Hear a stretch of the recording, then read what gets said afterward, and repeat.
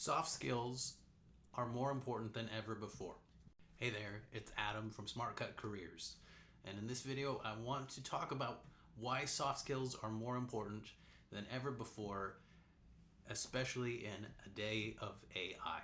I'm going to talk about what soft skills are, what they look like in context, why they're important, and how you can start to develop them. Okay, first, what are soft skills? Soft skills, as you can guess, are the opposite or different than hard skills. What are hard skills? These are areas of particular expertise. If someone is a computer programmer, that's a hard skill. If someone knows how to do plumbing, that's a hard skill. Hard skills are things that you go to school to learn specifically in a discipline, or you become licensed in a certain area. Let's say you become licensed to be a massage therapist or something like that. These are skills that are connected with a particular job. When you look at a job listing online, you'll notice that the things that are emphasized, and maybe the only things that are listed as necessary for the job, are hard skills. You need certain certifications, you need certain job experience, you need a license or a degree, and it's always connected to hard skills. You have to have shown that you can do a certain thing at a high level, that you have a certain amount of experience, that you've at least been trained in that specific skill. Those are the hard skills. Now, the interesting thing is soft skills frequently aren't listed, but soft skills are every bit as important in a job as hard skills. In some ways, they're more important. Soft skills include things like interpersonal skills. Are you good at speaking to other people? Are you good at navigating relationships? Are you good at emotional intelligence? What about productivity? Productivity isn't exactly a hard skill. People don't get degrees in productivity, generally speaking. Certainly, you can study things like management methods or ideologies of personal development, but productivity itself is a soft skill, and it is valuable in virtually every job. The ability to think critically, to be creative, to show commitment or grit, these are all soft skills. And again, while they aren't necessarily requirements to get a career or a job, they are invaluable. If you take a minute to think about the people that you've worked with or the people that you've known who were really excellent at what they did, certainly they had hard skills. They knew how to do the thing that they were being hired to do. But oftentimes what really sets someone apart as an excellent worker is the soft skills. Their ability to talk to other people, their ability to show up consistently with a good attitude, their ability to make good use of their time.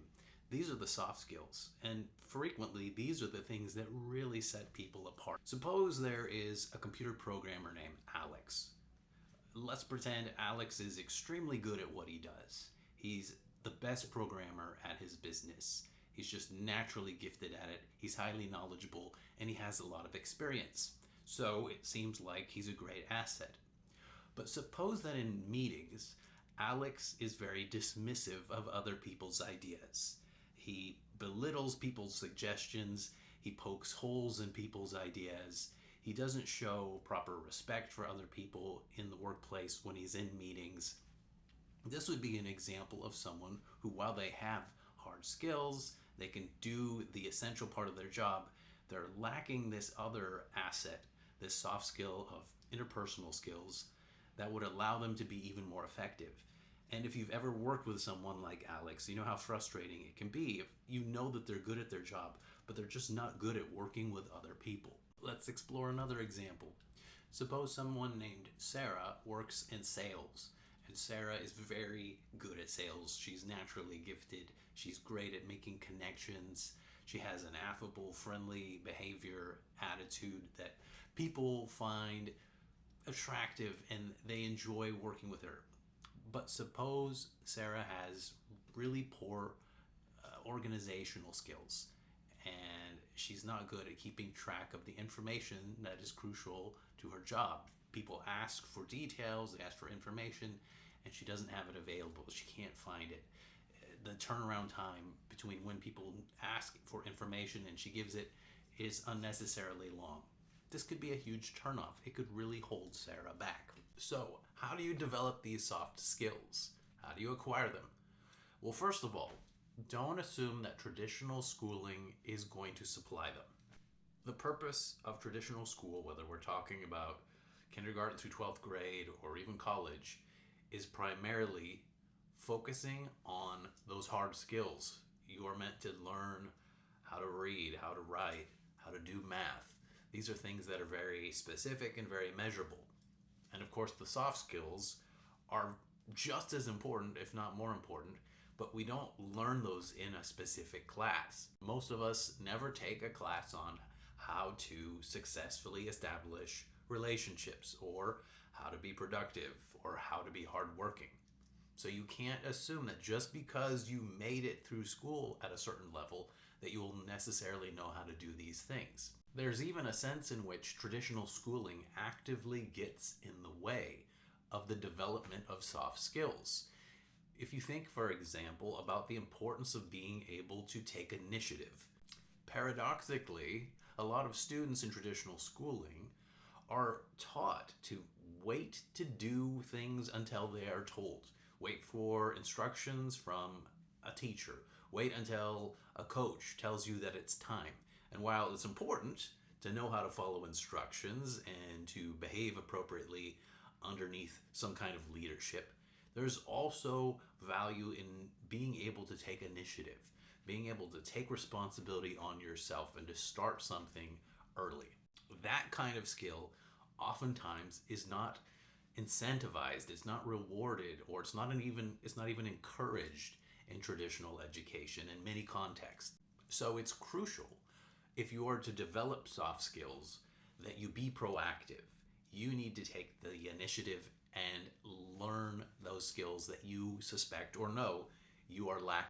Just to consider an example, let's say that you know you are lacking in certain basic computer skills. You've had some experiences that indicated that maybe you needed to know a few more things about, let's say, file management on a PC. Don't wait until you are put into a situation where you have to figure that out. Don't wait until you are put into a situation in which maybe it will be embarrassing if people realize that you don't know as much as you should. So the first thing that you should do is assess. You should determine what soft skills are you lacking. Next, you want to determine which of those soft skills is the most important. Which one is the biggest gap in your set of soft skills? And this is where it could be valuable to get some outside input. If you have someone that you can trust, a family member, a significant other, ideally somebody who's actually worked with you in some capacity, either in a job place or maybe in an academic environment, but somebody who has observed you in an authentic, realistic way, doing certain things that are practical. Now, as you think about that particular area that you want to work on, that you want to develop a soft skill, be deliberate. Don't be haphazard. Don't just wait for some opportunity to, magically present itself. You are going to have to seek out those opportunities. And in some cases, you're going to have to deliberately practice that skill. And here is probably the most important thing. Make a small but attainable goal that you can work on consistently related to that soft skill. Resist the temptation to make it this abstract thing that someday I'm going to get good at fill in the blank. Instead, find a way to practice that skill almost every day, even if it's just for 10 minutes. If you do that consistently for a significant amount of time, you do it for weeks, let's say, you will get measurably, noticeably better at that thing. So let's consider another example.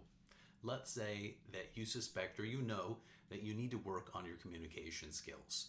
This is something that most of us have an opportunity to work on every single day. Don't dismiss how much it can help to work on something like communication in the most ordinary of circumstances. Let's say, for example, you are purchasing something in a retail situation, and there's that person who's helping you complete the transaction at the business place. Something as small as making a little bit of conversation with that person, especially if they're not the one initiating it.